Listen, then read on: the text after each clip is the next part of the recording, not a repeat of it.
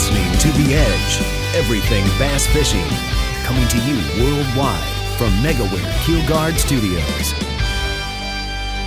Aaron, here we are, January 15th, our second episode of 2022, 368th overall episode of BassEdge Radio. This is an important day, Aaron. It is National Hat Day. Here we are. Really? And it is. I'm a hat wearer, so I follow these things. It's a very important holiday, so happy National Hat Day to you, Aaron. So does that mean that you are sporting your BassEdge Richardson hat? Or Yeah, my Richardson 112. I got the BassEdge on, and we're rocking it. I'm actually counting down the days. Today's just a big countdown all over. 64 days left till spring. Just FYI. Nice. And, being 368th episode, that's kind of special, too, because that means that BassEdge Nation has heard me or you say 368 times that Megaware KeelGuard has been our long-standing partner for all things BassEdge. Love those guys to death. I mean, can't wait for, supposedly, Kurt, new products coming out, but we're hopefully be the first to know and be able to talk about that. But for all things Megaware, we are the first to know. We are the first. We are the first. We got the sneak peek, right? Yeah. So all things Megaware, including the first do-it-yourself keel protector, the skate guard, the battery guard, right? The flex step, all of those things can be found at Megaware.com. Absolutely. Talking about new partnerships, relationships, Aaron, heard you on the OutdoorCallRadio.com just recently. Yes, and also did a special radio show that was a little bit different from the OutdoorCallRadio.com. And, of course, we're talking about the Outdoors Dan radio show. But, BassEdge is now featured as the premier, fishing piece for the Outdoor Call Radio Network. There's an app. Be sure to go to your app store, get that downloaded, and you can hear more of BassEdge, but more of a lot of other things involved in the outdoors, from hunting to cooking to a lot of different things, Kurt. So we're honored to be a part of that and want to welcome all of the Outdoor Call Radio fans from their end as well, because you can never get too much Kurt Dove. Well, thank you. And I could never get too much Aaron Martin. So its feeling is mutual. What we cannot get too much of also, Aaron, is Midway USA. We announced last episode the new 2022 partnership with MidwayUSA.com. That's right. We're going to give a $25 gift card to everybody that sends in a listener question that is chosen to be heard on the show. So be sure to go to BassEdge.com, tap the Ask the Pros tab, send in those listener questions, or you can follow up on our Instagram, BassEdge.com Instagram, and our BassEdge Facebook page, so you can fire those questions in there as well. And how is it, Aaron, that all this comes about? We've got to thank, last but not least, Bass Blaster, Jay Kumar over there, continuing to do just an awesome job. Appreciate him being partnership with BassEdge and shooting out those press releases, letting everybody know who those new guests are here every episode of BassEdge Radio. Yeah, no doubt, and he does it in such a fun, entertaining way, and I just enjoy getting that little newsletter dropped in my inbox 2 or 3 times a week, and his style is second to none. Of course, Jay's relationship goes all the way back to the very beginning of BassEdge, so always a treat when I see those pop into my inbox. That's right. Just go to bassblaster.rocks. Sign up to get on that email train. It's one that you want to be a part of for sure. Aaron, here we go. Second episode of the year, our second special guest for this time frame. And happy to have Chris Bunk showing up with us today at BassEdge. We're going to go to the ProtectTheHarvest.com tackle tip. Y'all stay tuned for more BassEdge Radio. This episode's ProtectTheHarvest.com tackle tip with MLF Pro Circuit angler Ty Al. Hi, this is Ty Al. Your tackle tip for today is to look for the clouds. The higher the clouds, the higher the bare mesh pressure. The lower the clouds, the lower the bare mesh pressure. When the bare mesh pressure is high, you're going to want to fish slow, methodical, and when the bare mesh pressure is decreasing or getting low, that's when you want to pick up your reaction bait, your crankbait, your swim bait, anything loud, obnoxious. The strike zone's gotten bigger. They're going to chase things down. So make sure that you cover a lot of water and look for those fish with a reaction rod in your hand. Great tip, Ty. There you go. Brought to you by ProtectTheHarvest.com. First by land and now by sea. For years, Lucas Oil has been a staple in high-performance vehicles on both the road and track. Now, from the makers of Lucas Oil comes Lucas Marine products, specifically engineered for marine applications. Protect and lubricate your marine inboard, outboard, or high-performance boat with Lucas Marine Engine Oil or Lucas Synthetic-Based Oil. Learn more about the complete line of Lucas Oil and marine products. Visit lucasoil.com. Nitro Performance Bass Boats. Get pro-level performance with the Nitro Z18, the official boat of Major League Fishing. The Z18, with its nimble handling and versatility, sports many of the features in the larger boats in the line, like a Guardian Live Well, a heavily insulated cooler, dual 8-foot rod storage, and our smooth and fast NVT hull. Every Nitro boat is laid out to do one thing very well: catch fish. Enormous front decks, up to 45 square feet on the Z21, allow maximum mobility when battling unruly bass, and feature low-profile gunnels for ease of skipping, pitching, flipping, or landing fish. Nitro Performance Bass Boats, pure fishing machines.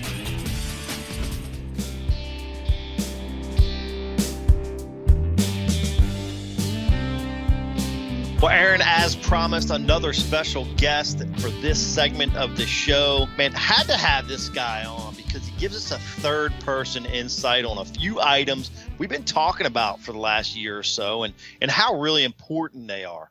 First being that 2022 Nitro Z21 that you're running around the lakes, and maybe just as interesting, the Powerpull charge.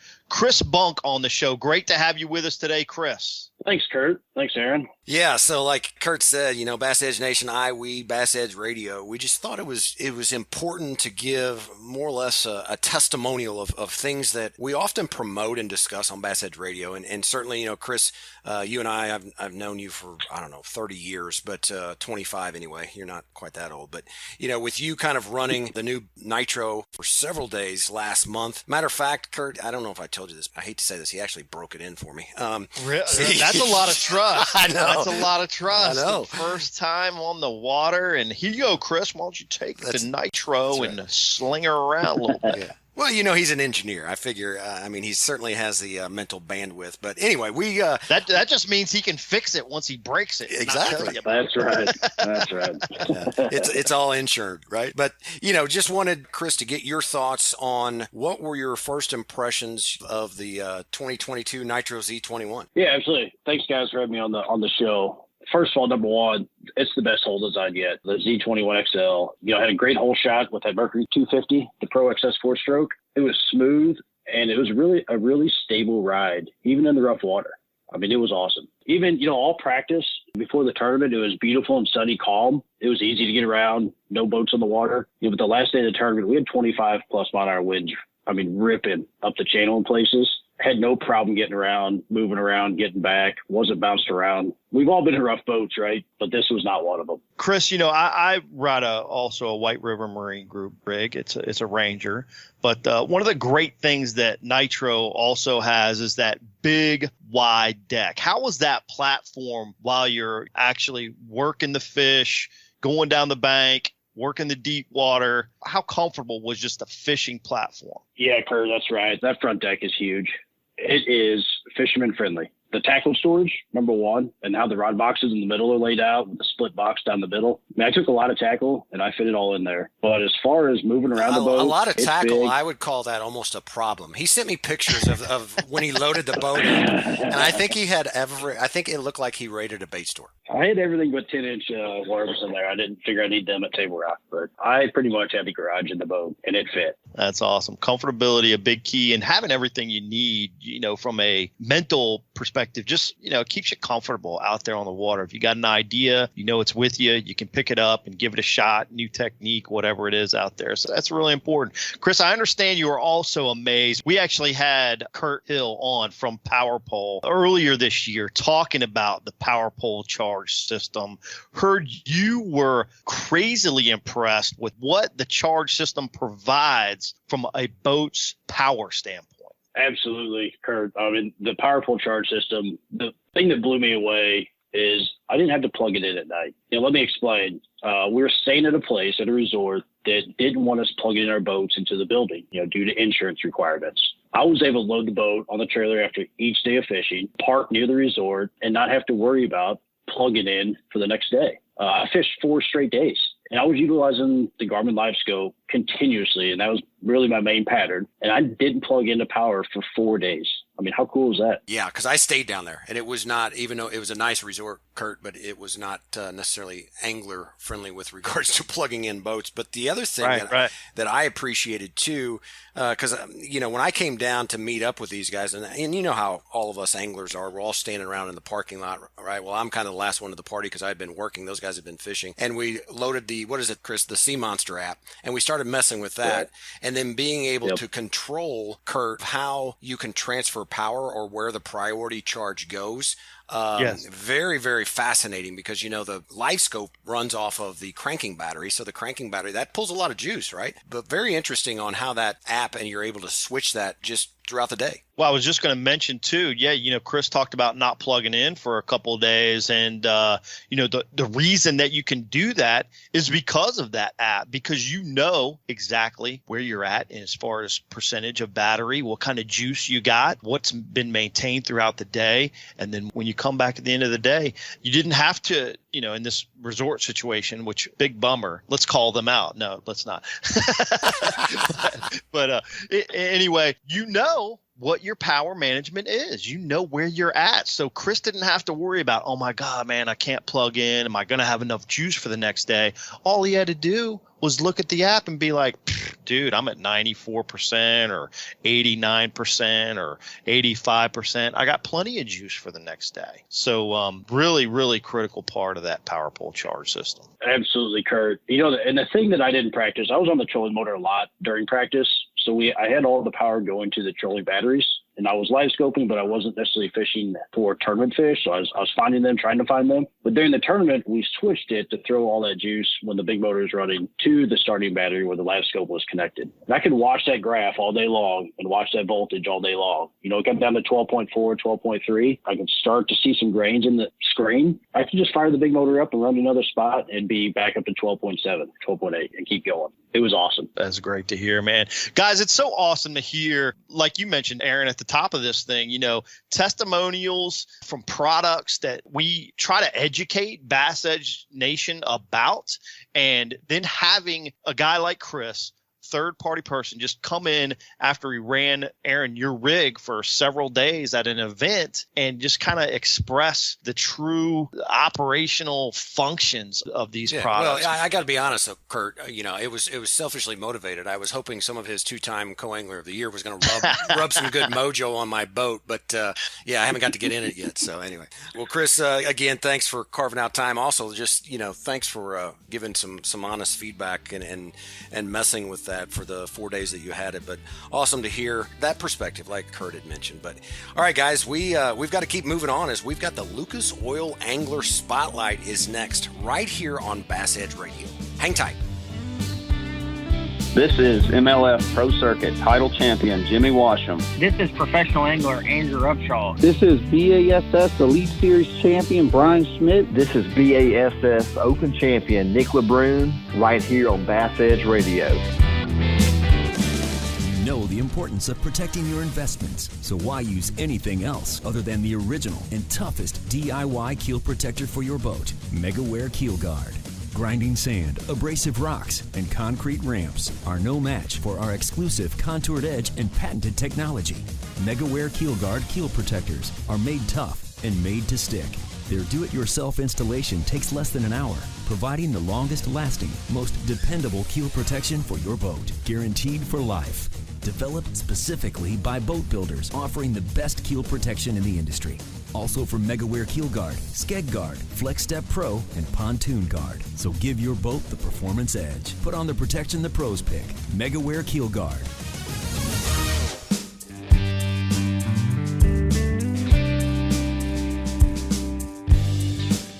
In this second Lucas Oil Angler Spotlight of the year, we're going to dive deep into some more recent tournament success. Recent being, of course, just there at the end of 2021. That was on the water, obviously prior to these Christmas holidays and the new year. This time, Aaron, from your local events there in Missouri, we chatted about the anticipation of Oak Outdoors fishing event on the podcast in previous episodes, and it was very, very well received, likely now maybe to be in the form of a series for the 2022 season.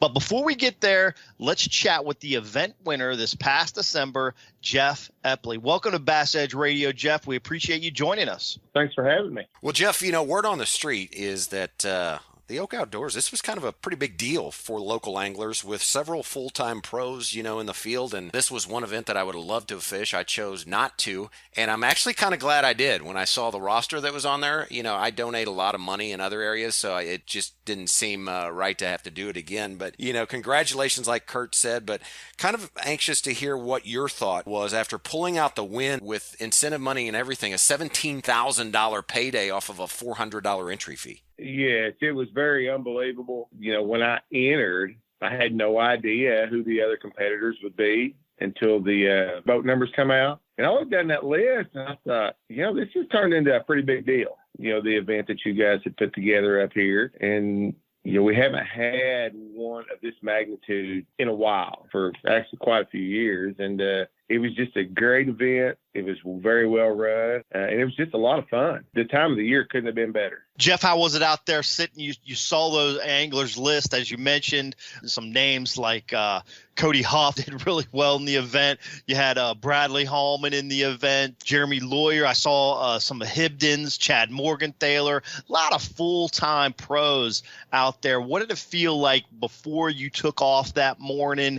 Did you have the same kind of anticipation that you did when you registered, or was it hyped up for you a little bit? Well, after my 4 days of practice for this event, I was just hoping to catch a bass.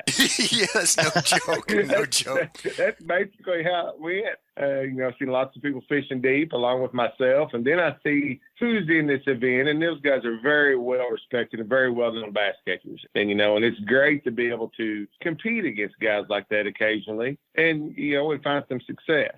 Exactly. Well, you mentioned there, you had a tough practice. What type of pattern did you find developing? It was kind of, that fall to winter transition period there on Table Rock. Well, what was in my mind from the very beginning, so I live relatively close to Table Rock Lake. I'm not very far away. And normally in the month of December, going shallow is just what I like to do. It's my style of fishing. I can cover more water. I'm more efficient for me versus sitting out there dropping on them. And I really couldn't tell if the fish was coming or going out of the creek, but I knew where they was, and they was right in the middle of it. And that's where they was. And the first morning I pulled in there, and within 45 minutes I had my limit and had about probably 17 pounds in the first 45 minutes. And I thought, okay, this is going to work pretty good today.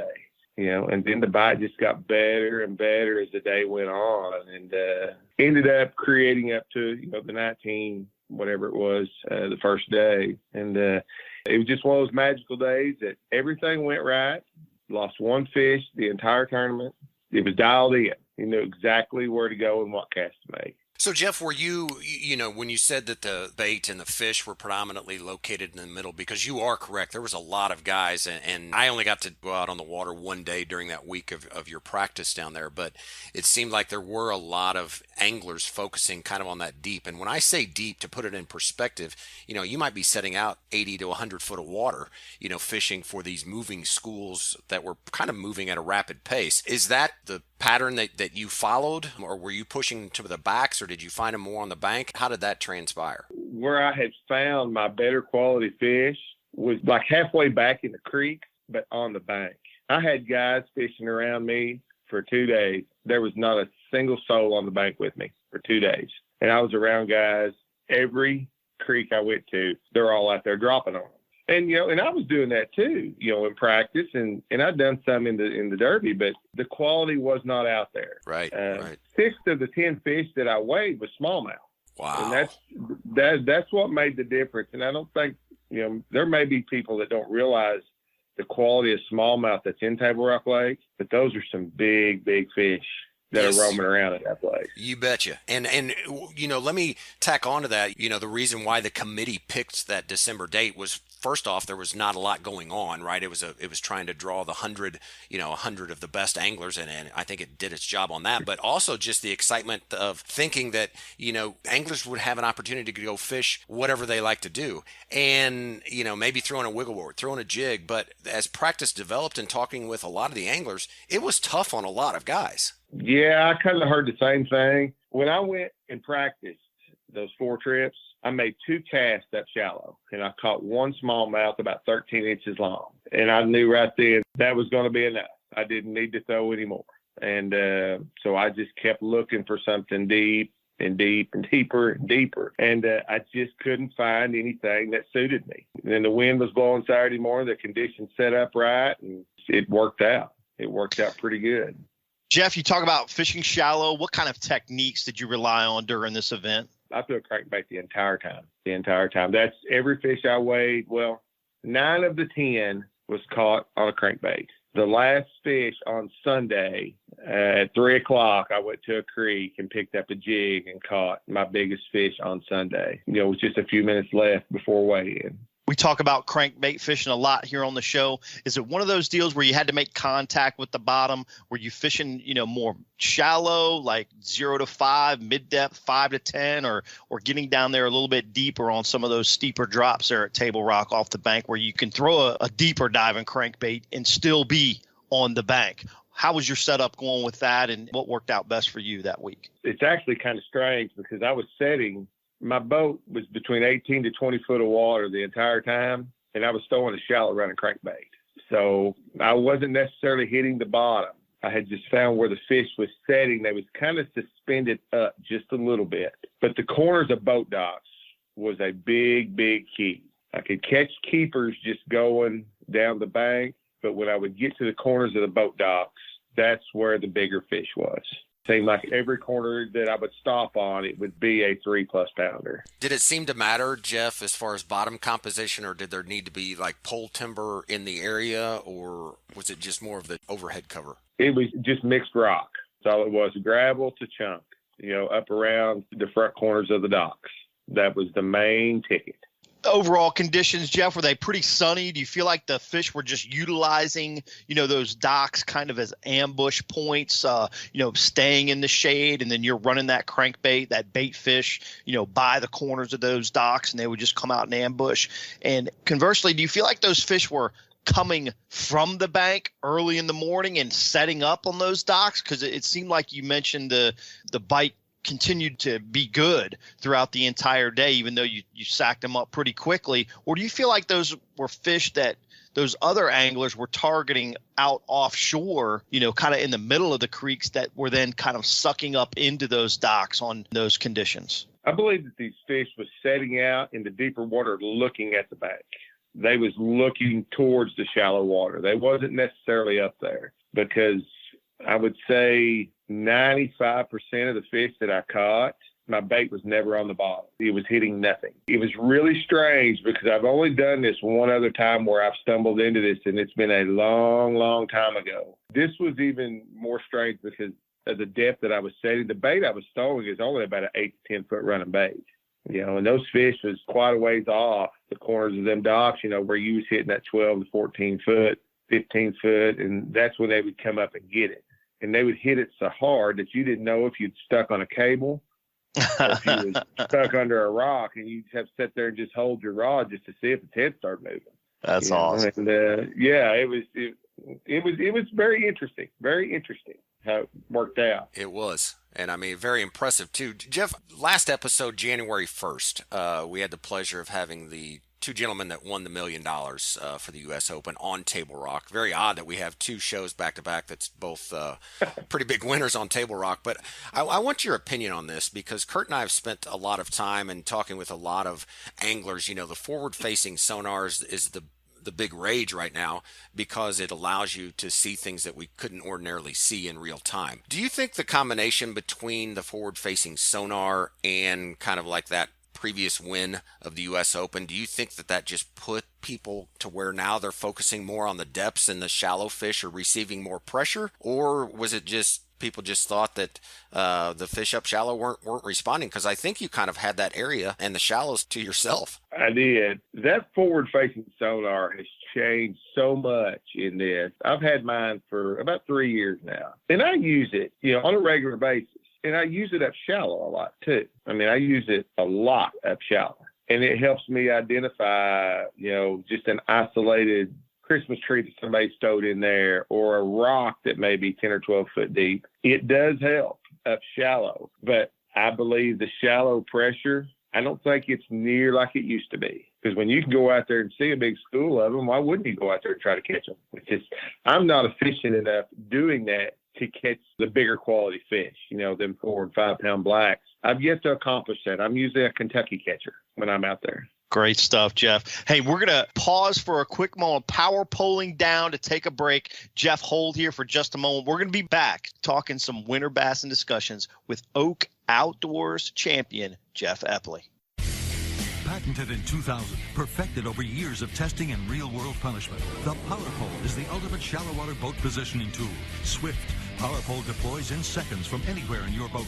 Virtually silent, Powerpull won't spook wary fish. Secure in strong currents or gusting winds in up to 8 feet of water. Engineered to take it with a lifetime unconditional replacement guarantee on the spike. Powerpull, swift, silent, secure. Visit powerpull.com to find a dealer near you. BassEdge Radio, presented in part by Mercury Marine, returns with Oak Outdoors angler champion Jeff Epley in the Lucas Oil Angler Spotlight. That's right, Lucas Oil high-performance marine products. Be sure to visit the BassEdge.com store for all Lucas products. It works. Jeff, that was a great first half interview, really talking and breaking down that Table Rock win at the Oak Outdoors fishing event.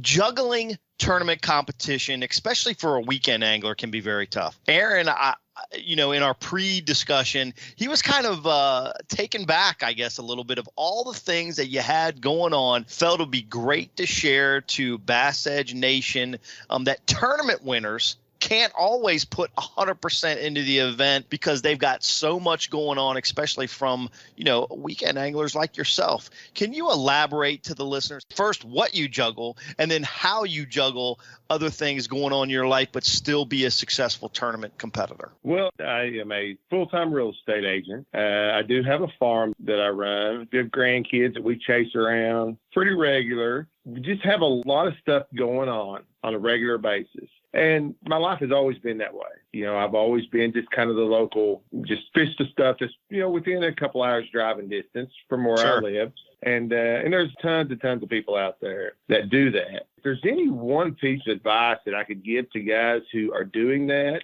they can't pre-fish for this one. They go out there and they lay an egg, and then the next one, they get a little check or whatever.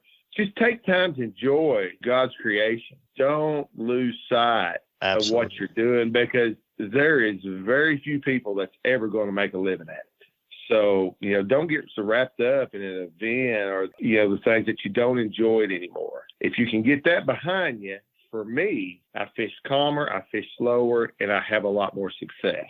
That is probably the biggest thing that helps me in my fishing, is just don't get wound up in it. Just enjoy the day. That's great advice, Jeff. Aaron, let me interject real quickly. I hear a lot of times that anglers are hesitant to, kind of jump into some events because they feel like everyone else is out there practicing so much more than them and able to concentrate so much more on maybe an event or a competition or a series of events. But I think you wrapped it up there really plainly, is just go out, have fun, just like on a national tournament competition. When it's your time, it's kind of your time. And I feel like that's the same way with a local competition. If you put the fundamentals to work and put in the time and enjoy the process and follow that process, you're going to have the success as you've seen, Jeff. Well, earlier this year, not to bring up previous tournaments, but earlier this year, Boatworks, which was one of the sponsors of the Oak Outdoors, put on a stick bait only tournament. That's all it was, just stick baits, and that was it. My partner and I, we hadn't been on Table Rock Lake in 7 or 8 months. We just went up there and went fishing, Sure. And we was fortunate enough to come out on top. We had a monstrous day, and we caught tons of big bass, and it was the same concept. We was just having fun. We just went fishing. And, right. And so, it just kind of goes back to, even if you can't get out there and burn, 75 gallons of gas and spend all your week's wages on baits, don't worry about it. So do what you like to do and enjoy the day. Jeff, that is great advice, and I'm laughing. I'm not laughing at you. I'm laughing because Kurt and I spend so much time just talking with successful anglers like yourself, and just that mental, emotional component. And of course, we've talked about it many times through Dr. Jay McNamara's book, The Psychology of Exceptional Fishing. But so many times we get it wrong, myself included. We're supposed to use the outdoors as a release, right? Getting away from the monotony of regular work and things like that, and go and enjoy it. And often do the exact opposite. I'm all charged up and running around and breaking rods and throwing baits, and in practice, if you could just fish the same way in a tournament that you do in practice or fun fishing, you marriage those two together like you speak of, good things happen, and sometimes your bank account goes up in the process. It does. It's been a very big blessing to me when I made that shift a few years ago, probably 5-6 years ago. It took me a while, 25, 30 years of fishing, to figure out, hey, don't be like that. Calm down. And ever since then, whenever you load up at the end of the day, you're just as happy going home as you was when you showed up. Yes, and sir. You're not wound up and upset. So that's right. My wife always told me, Diana and the girls, when they would come to a weigh-in, they're like, we could tell what kind of day you've had when we saw you come inside the no wake buoys. And I've done my best to remove that, to have a poker face now, to where you can't tell what. I guess I wear my emotions on my sleeve, is what they're telling me, Jeff. So, yeah. Well, let's shift gears a little bit, Jeff. I'm curious if you could throw out to BassEdge Nation. Here we are, mid-January. Some places already have ice and that kind of stuff. They can't even get on their lakes. But for those of us that can across the nation, what are some of your favorite winter techniques that seem to be consistent during this time of year? Normally for me, in the area where we live down here in the White River chain, in the mid part of there, it's a crankbait year-round and a stick bait. I'd love to catch them on a stick bait and a crankbait. And last winter down here, when we had that 19, 20 below for 2 or 3 weeks, it really kind of made a mess of things for quite a while. It's like it threw the whole cycle of the spring fishing off. But as a general rule, as long as that water's not froze over, they'll bite a crankbait. You may have to reel it a little faster, but they'll bite it. Jeff, let's dive into that a little bit. You say the colder the water, they'll still bite the crankbait, but you might have to reel it a little bit faster. Kind of explain and go into that. I think most anglers are going to think, well, it's getting colder. The fish are more lethargic. You might have to use a slower presentation. But you said throw that crankbait a little bit faster. Dive into that a little bit deeper for the listeners. Yeah, there's a lot of people probably think I'm kind of crazy on this one, but when the water gets really cold, I'll throw my crankbait on a 9-to-1 speed reel and turn the handle as fast as I can stand to turn it to catch those fish. It creates a reaction strike, and it is a bite unlike anything that you'll ever get a hold of when they get a hold of it. And you can cover so much more water by doing that. What type of banks are you concentrating when you're doing this in this time of year, Jeff? Are you looking for sheer bluff banks, 45-degree banks, banks that come out on a flat and are close to deep water?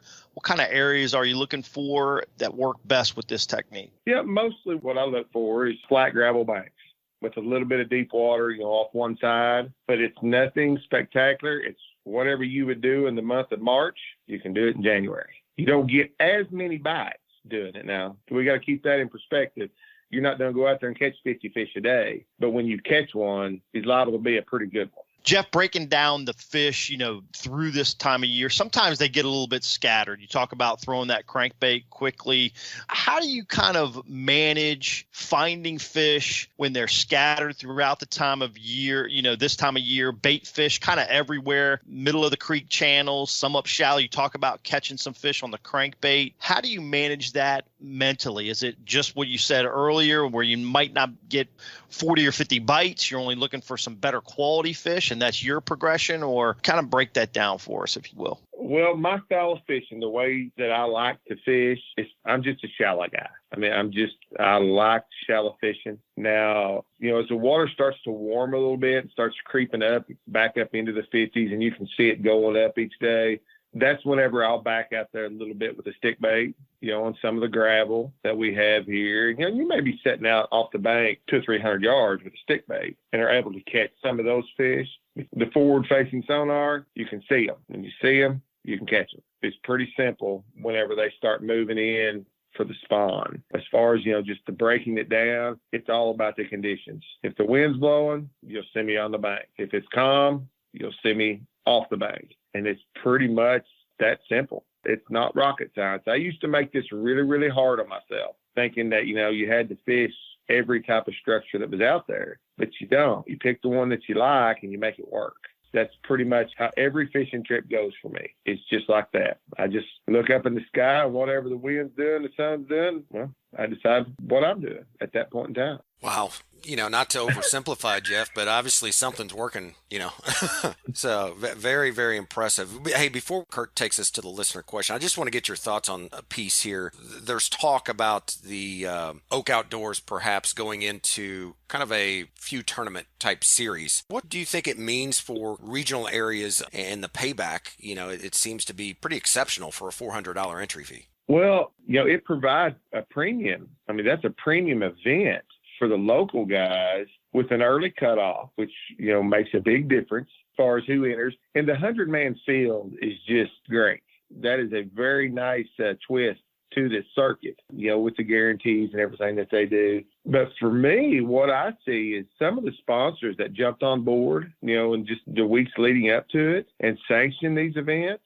There's a lot of sponsors that ought to be looking at this particular circuit for this part of the country as a tier 1 event, because it is a premium event with really, really good quality individuals that are out there fishing. And you will always be full. I don't know why you would ever be less than 100 anglers in that. So, my thought is, put it together. It will be a huge success for this area. All right. Great stuff, Jeff, man. We're looking forward to hopefully having that happen and maybe having some more Oak Outdoors champions here on Bass Edge Radio. Maybe we'll get you up there to fish one. Hey, I'm in. All right. I'm in. Let's see the schedule. If it works for me, dude, that'd be awesome. I'd be stoked. I'd like to meet Jeff in person and fish against you on the water, Aaron. I think that'd be awesome. So, okay. Seeds laid. It's already growing. All right. We got a listener question segment brought to us by Nitro Performance Bass Boats. You can tackle this one for us. It'd be awesome. This question comes from Rick Harris of Marble Falls, Texas. Rick asks, fishing Alabama rigs, do you prefer braid or fluorocarbon, and why? And then how do you determine what size jig head should be connected to your swim baits? Well, the Alabama rig for me is a 100% braid. If that bass is going to be big enough to bite that, I want enough leverage to get him in. So I'm a braid guy. I know a lot of guys aren't, but for me, braid. Again, I fish relatively shallow. So with that, I'll use a 16th ounce head at times. Pretty light. 1/8 ounce is probably about the heaviest I will ever throw when I'm fishing the Alabama rig. Just one of those baits that it catches big fish, and it'll catch a lot of fish. If you can handle it all day, you can catch them on it. Yeah, it can be tough to handle sometimes. Jeff, what size braid do you throw when you're throwing the A rig? Obviously, gamut of sizes and line diameter changes significantly from them, from, let's say 20-pound braid to 65-pound braid. What's your preference and why do you go that route? I'm a 65-pound braid guy. For the simple fact, those Alabama rigs are expensive. And when they're in trees, I want to be able to straighten the hooks out of my bait to get it back, because I can replace a head pretty easy. And that 65 pounds seems to be, for castability, it works for me. It's just my preference. It's what I like, and it's worked for a lot of years. Well, good stuff there, Jeff, and I appreciate you answering that question for Rick. Rick, remember, we need one more thing from you, and that is to simply log on to BassEdge.com, click the Claim Your Prize tab, fill out the information, and we are going to basically give you free money, and that is a gift certificate. You've heard us talk about it all these episodes here leading up to it from Midway USA, where you can get just about everything from shooting, hunting, and the outdoors. And a reminder to continue firing in those questions. You can do that to our website, BassEdge.com. Simply click the Ask the Pros tab. That'll submit it right to us. Also, you can go to our social media. You'll see several posts on there where we ask if you've got a question you'd like to hear on the show. If your question is chosen, you'll receive another $25 gift card from Midway USA right here through BassEdge Radio. Well, Jeff, great having you on BassEdge Radio. Really appreciate the in-depth and quite honestly, just appreciate the simplicity of how you put winning weights together already. Like I said, twice in 2021, and hopefully 2022 brings you more of the same. Any closing thoughts as we begin to shut down? The only closing thought that I would have to the listeners and anybody else out there is just don't get so wrapped up in the winning and the catching and the losing that you lose sight of what we've been given to be able to enjoy as we go through this life on earth. It's a fantastic thing, and it's meant to be enjoyed, and it's not something that we need to be getting upset about if we don't catch that fish that day. It's just not worth it. Enjoy it, have fun, and just catch lots of fish. It's awesome advice, Jeff. We'll appreciate you being here on the show. It's great to meet you, and hope you keep stacking up those W's. Y'all stay tuned. Aaron and I will return with some final thoughts on BassEdge Radio. You know the importance of protecting your investments, so why use anything else other than the original and toughest DIY keel protector for your boat? Megaware KeelGuard. Grinding sand, abrasive rocks, and concrete ramps are no match for our exclusive contoured edge and patented technology. Megaware KeelGuard keel protectors are made tough and made to stick. Their do-it-yourself installation takes less than an hour, providing the longest-lasting, most dependable keel protection for your boat, guaranteed for life. Developed specifically by boat builders offering the best keel protection in the industry. Also from Megaware KeelGuard, Skeg Guard, Flex Step Pro, and Pontoon Guard. So give your boat the performance edge. Put on the protection the pros pick. Megaware KeelGuard. The Powerpull Charge Marine Power Management Station is the most advanced system of its kind available on the market. It does the work of 3 devices, a traditional battery charger, a charge on the run, and an emergency start system, all in one compact unit. The Charge lets you run your boat's accessories the way you want to run them by allowing you to monitor and control your power usage through the Powerpull app. It automatically devotes power to the batteries that need it the most for maximum efficiency. The new Charge from Powerpull. Power where you need it, power how you need it, power when you need it.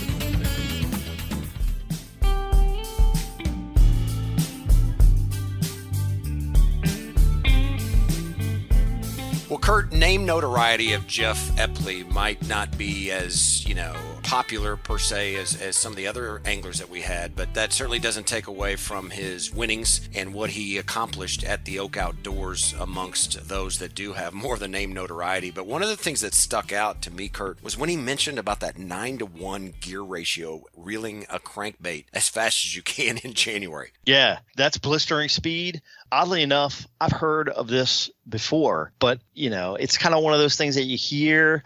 But when Jeff said it, I was like, oh my God, I've heard somebody say this before. And it's a deal, obviously, that some anglers are taking advantage of that you and I probably need to put in perspective and go out there and try it.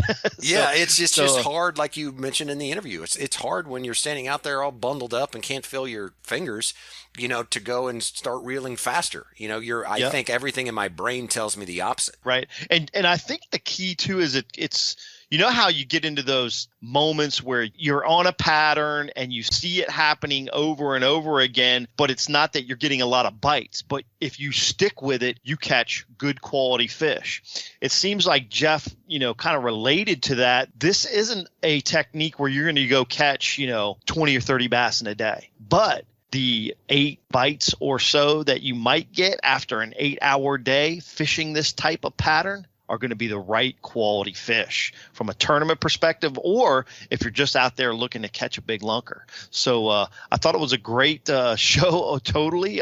It was fun to have Jeff on the phone, and you're right. Maybe not the same name notoriety as a typical BassEdge podcast show, but nonetheless, some great techniques. You can learn so much from so many anglers out there. Jeff's another great example of that. Yeah, for sure. His demeanor, just so calm, and then also just really doesn't like the spotlight. And right. So just what a humble guy, great ambassador for the sport. But hey, Kurt, we are at the end of episode 368, already heading into the month of February for 2022. It's been fun, off to a great start. Looking forward to certainly that February 1st episode, which will be episode 369. But in the meantime, hopefully people can get out there and enjoy some fishing during the cooler months.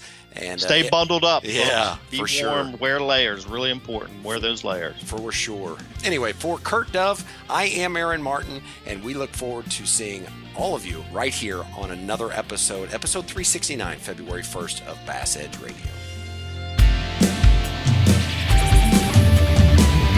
Is presented by Megaware KeelGuard. For more information on Bass Edge or to shop at the Bass Edge online store, visit BassEdge.com and be sure to join Kurt Dove and Aaron Martin right here on another episode of The Edge, brought to you in part by Nitro Boats, Lucas Oil, ProtectTheHarvest.com, Midway USA, Mercury Marine, Powerpull, and Transport Graphics.